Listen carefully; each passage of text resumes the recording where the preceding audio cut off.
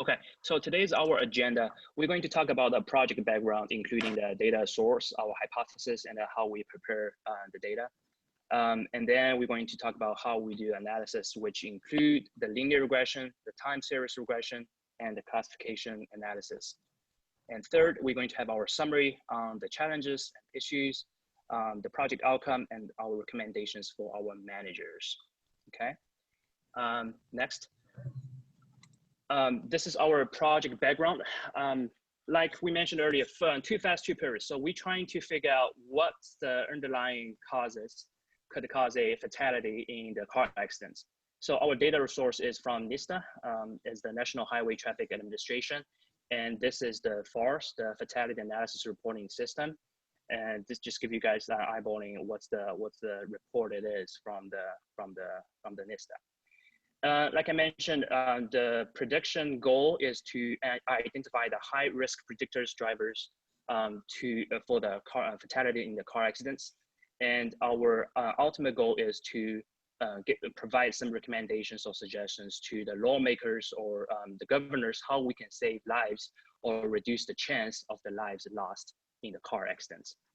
So the early hypotheses we have are something like the vehicle speed, whether the driver was intoxicated or not, the model year of the vehicle, because newer model year of the vehicle will have more safety features like the seatbelt, airbags, or the pre-collision system. And the time of day, we think the nighttime maybe is more dangerous than the daytime. Okay, and then just give you guys the high level of the technical report document it is. You can see this is how policemen or the law enforcement team how to fill out the form.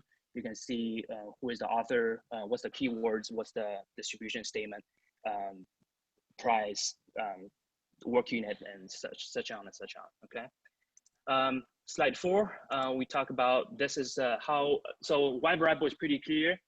It is the number of the death in the car accidents, and then we grouped X variables in 2 major parts. One is the demographic and the driver side, such as the age, genders, person type, speed limit. And then item 8 here, of how people can, driver will avoid the accident or not. 1 stands for trying to avoid, and 0 stands for not trying to avoid. Please keep in mind this will be important in the future analysis. The impairment is the driver has an impairment, like it feels sleepy, or it's tired, or it has some blind issue when the accident happened. And the second major part on the X variable is the vehicle and the timing type. Something like the airbag is deployed or not, the gross weight of the vehicle, longitude, latitude, time, county, city, etc., etc. These are all kinds of the second major X variables we have. Slide 5. Because we have over 51,000 data observations of the raw material. Slide 5, Justin. Thank you. And then there's a lot of the data we have are irrelevant, like the speed is over 999 and the age is over 99. So that's why we use the filter to fill out a lot of irrelevant data, because a lot of data is not too good. So after the filter, we have over 4,000 observation, which is valuable in the analysis. And then slide 6 is the final data description we have after the filter and the data cleansing. Okay, so this is the data we have for our analysis. And then second part of our presentation is analysis. The first analysis we did is the linear regression. You can see the bottom left is the all variable linear regression model, which has 99.5, which we are happy to see. But when we see the top highly coefficient related variable on the top right, you see the number of occupants, which is 99.7. So number of occupants means how many occupants in the car when the car accidents happen. Just go slide 8, Justin. And you can see slide 8 shows x-axis is the total of the occupants, and y-axis the total death. And you can see it's kind of a 1-to-1. The slope is 1. Let's go back to slide 7. That's why we think the total of the occupants is not a good X variable we can use, because it's kind of a Y variable equivalent. So that's why we remove that number of occupants and get our model, which is the smaller model, which is on the top, on the bottom right. And you can see the R squared dropped from 99% to 12%. And then overall, however, we have some significant variables there, but overall, this linear regression model is not good enough we can use because the R squared is too low. Going to slide 9. This is the second analysis we have for, it is the time series regression model. Instead of using 1 year data, now we use 3 year data from 2016, 17, and 18.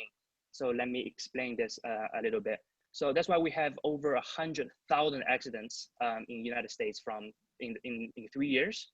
And you can see from year 17, year 18, you can see the coefficient is going up, means the accidents is going up over the time. And you can see from, we removed the January, so you can see from month 2, which is February to December, you can see the coefficient is going up, but overall, October, November, December has the highest coefficient, which means we say the winter month has the more risky than other months, which means winter season is more dangerous than others.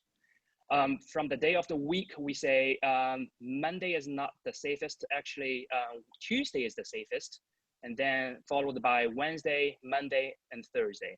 And Friday and Sunday is actually close, which is 1.5, 1.4, and Saturday is the worst. But overall, we say weekend is more dangerous than weekday, which makes sense because people will drive not that careful on weekend than on weekday relatively. Last but not least, on this slide, you can see all time related variables are significant, at least at alpha 0.1 level, okay? And then, however, the time series regression is not too reliable because there's still a significant portion of the variation remains unexplained. Let's go deep on the next slide. On the time regression model, that's why we did a Holts winter predictive, ETS and the ARIMA, and the blue represents the RSME for the full data set, and orange represent the RSME for the cross-validation. And you can see ARIMA is a little higher than ETS and Holts winter, so we don't want to use that for sure. And comparing Holts winter and ETS, you can see Holts winter damped multiplicative wings on the RSME full data set, but Holts winter additive wings on the cross-validation. That's why we finally choose the Holts winter additive. Going to slide 11 is the graph we have for the Holts winter additive. You can see the blue represents the original data and the orange represents our prediction. Even the best model shown here is just okay with forecasting daily accidents, but which is much better than our time series regression model we showed you earlier. But when you consider the average accidents per day for the last 3 years, the average accidents is 94, and our RSME here on Holts winter additive is about 10.79, which means there is still a significant amount of unexplained variance in this model. Moving forward is our third part of our analysis, which is the classification. So logistic, the first one we did is the logistic regression model. And then you can see the bottom left, 0, there is 3, the Y variable is the driver died or not in the car accidents. So you can see over 3,800 driver not died in the car accidents, while over 500 driver died. And then by using the all model, by doing this logistic regression model from the all-in model, we see there is 7 variables of 72 variables are significant at 0.05 level. So we use the 7 variables as a small model, and then we did ANOVA analysis to test which the bigger model or small model is better or not. And then the p-value of ANOVA test is 0.00021. So p-value is too low, so null goes away. So our result is the all-in model is preferred in this logistic regression. Let's go deep on the next one to see the logistic regression model here. You can see the confusion metrics on the bottom. The all-in model has a 0.23, which is 23% error, and the confusion and 29% error on the smaller model, which proves again that all-in model is better.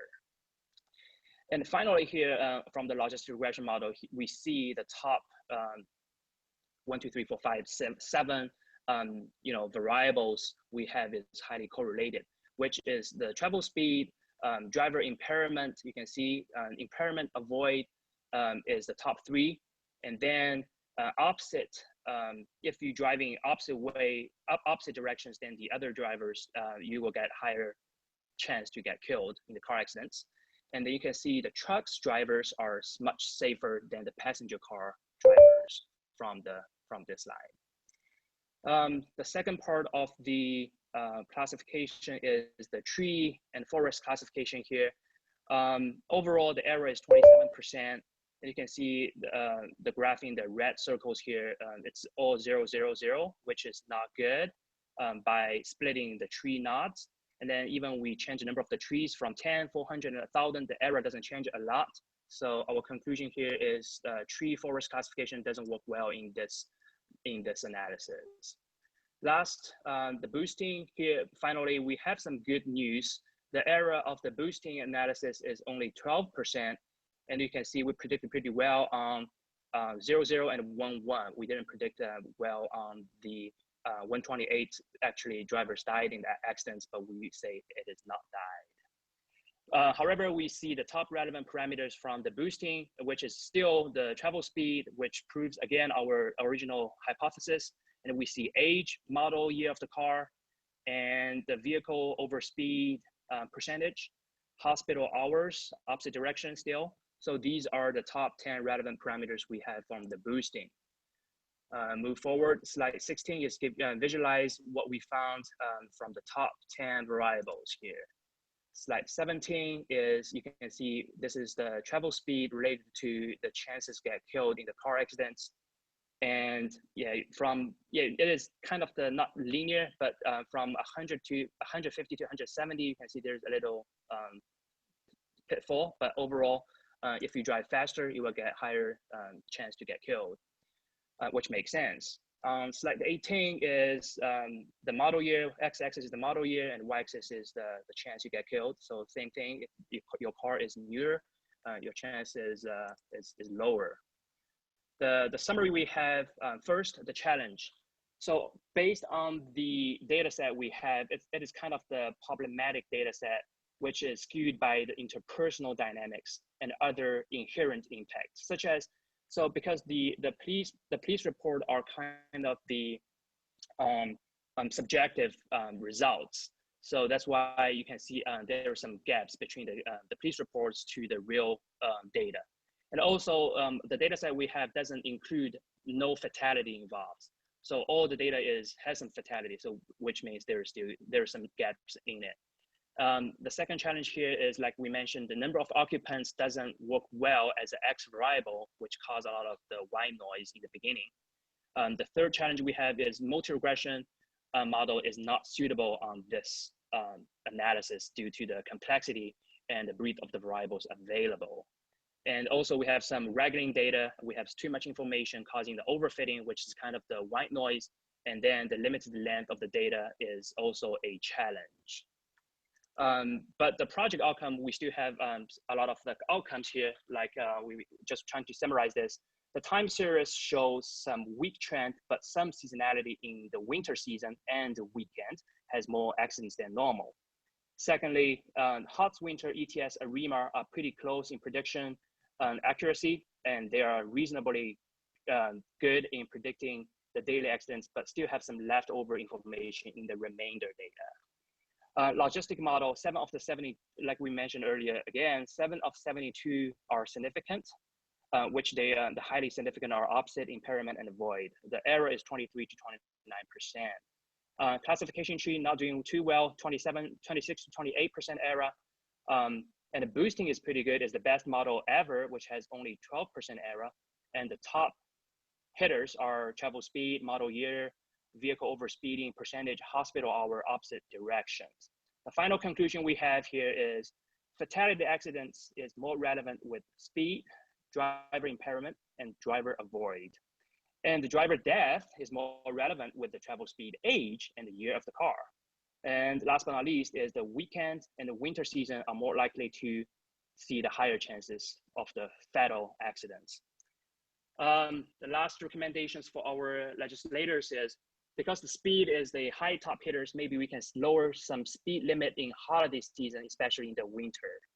And also how we can increase the overspeed penalty, something like how maybe we can suspend the driving license if we're going over 50 miles per hour, because if you go over 50 miles per hour, we see a huge bump of the chance you get killed.